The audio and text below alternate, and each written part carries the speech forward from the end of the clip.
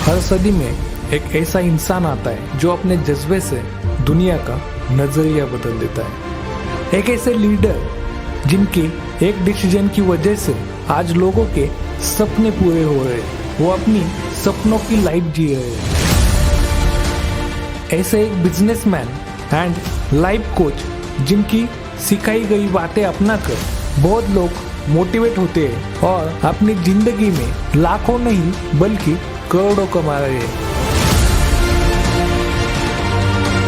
एक ऐसे लीडर जो लोगों को सिखाते माफ करो और माफी मांगो। कधीच भेटणार नाही बरं का आपण या जन्मात पुन्हा। आई वडील तुम्हाला कधीच भेटणार नाही। मिठी मारा, पाया पडा त्यांच्या कडकडून। हे जे मित्र परिवार रिलेशन भेटलंय ना, माफी मागा, व्यवहार क्लिअर करून टाका। आज आपण अशा एका व्यक्तीबद्दल बोलणार आहोत जिने सामान्यपणे जगण्याला नकार दिला होता। नशिबाला दोष देणं हे त्यांना योग्य वाटत नव्हतं। आयुष्यात खूप अडथळे येत होते, पण डोळ्यात मात्र खूप मोठी मोठी स्वप्न होती। गरीब घरात जन्म झाला असला तरी त्यांना गरिबीत जगणं मान्य नव्हतं। अशा परिस्थितीत त्याने ठरवलं, आता रडायचं नाही तर लढायचं। शिक्षण करून नोकरी लागेल आणि नोकरीमधून येणाऱ्या पैशामुळे आपली परिस्थिती सुधारेल अशी आशा त्यांना होती। परंतु शिक्षणासाठी पैसे कुठून आणणार हा सगळ्यात मोठा प्रश्न त्यांच्या समोर होता। कामासोबत शिक्षण करायचं असा निर्णय घेतला आणि ते शहराच्या ठिकाणी आले। शहरामध्ये आल्याच्या नंतर खाण्याचा आणि राहण्याची सोय व्हावी म्हणून त्यांनी हॉटेलमध्ये जॉब केला आणि सोबतच शिक्षण सुद्धा चालू ठेवले। शिक्षण झाल्याच्या नंतर पुढे नोकरी लागली। नोकरीमधून फक्त स्वतःच्या गरजा पूर्ण होत होते, पण कुटुंबाचं काय करायचं हा मोठा प्रश्न होता। तेवढ्यात त्यांच्या भावाच्या अपघाताची बातमी त्यांच्या कानावर पडली। त्या अपघातात त्यांच्या भावाने स्वतःचा पाय गमावला होता। हा प्रसंग त्यांच्यासाठी अत्यंत धक्कादायक होता। या प्रसंगातून सावरणं त्यांना शक्य वाटत नव्हतं, म्हणून त्यांनी विचार केला की आता जीवन संपून टाकायचं आणि ते जीवनाचा त्याग करण्यासाठी ते रेल्वे ट्रॅकवर गेले। पुढून रेल्वे येण्यासाठी काही सेकंदाचा अवधी होता, पण अचानक डोक्यात लख्ख प्रकाश पडला आणि तो विचार होता की जर आज मी आत्महत्या केली तर काय होणार त्या वडिलांचं ज्यांनी मला तर आताच्या फोडाप्रमाणे सांभाळलंय आणि आज मी त्यांना सोडून जातोय।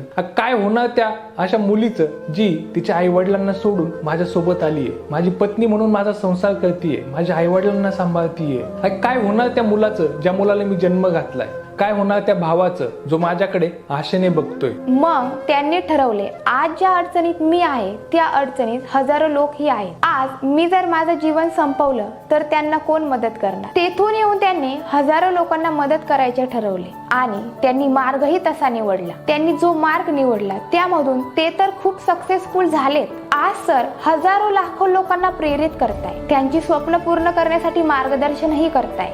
त्यांच्या विचारामुळे लोक आज खूप आनंदी जीवन जगतायत। ते व्यक्ती म्हणजे दुसरं तिसरं कोणीही नसून आपल्या सर्वांचे लाडके महागुरु डॉक्टर अशोक तोडमल सर आहेत। सर सलाम आहे तुम्हाला यासाठी। एक दिवस तुम्ही संघर्ष करत होते स्वतःचं कुटुंब चालवण्यासाठी, परंतु तुमच्या एका निर्णयामुळे हजारो लोकांची घर चालत आहे। सर सलाम आहे तुम्हाला या गोष्टीसाठी। एक दिवस परिस्थितीला कंटाळून तुम्ही आत्महत्या करायला गेले होते, परंतु आज तुमच्या विचारांमुळे हजारो लोक आत्महत्येचा विचार सोडून देत आहेत आणि एक सुखी आणि आनंदी जीवन जगतायत। शिक्षण घेण्यासाठी तुमच्याकडे पैसे नव्हते त्यामुळे तुम्ही ऍडमिशन घेतले नाही, परंतु तुमच्या जिद्दीला आणि तुमच्या चिकाटीला पाहून अमेरिकन युनिव्हर्सिटी ऑफ USA ने तुम्हाला डॉक्टरेट पदवी प्रदान केली। सलाम आहे तुम्हाला या गोष्टीसाठी। तुम्ही सेकंड हँड सायकल यूज केली, परंतु आज तुमच्यामुळे कित्येक लोक 4 व्हीलर गाड्यांमध्ये फिरतायत आणि सलाम आहे तुम्हाला या गोष्टीसाठी। आज एवढं यश मिळवल्यानंतर सुद्धा तुम्ही आमच्यासारख्या हजारो लोकांचे स्वप्न पूर्ण होण्यासाठी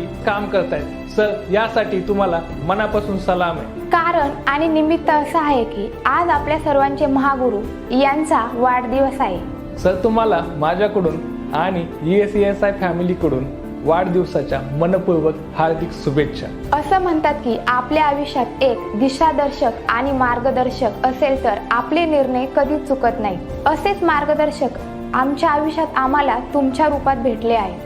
सर गुरुपौर्णिमेनिमित्त तुम्हाला विनम्र अभिवादन। गुरु माता, गुरु है पिता, गुरु है बंधु, गुरु है सखा, तुझ बिन मैं कुछ भी नहीं।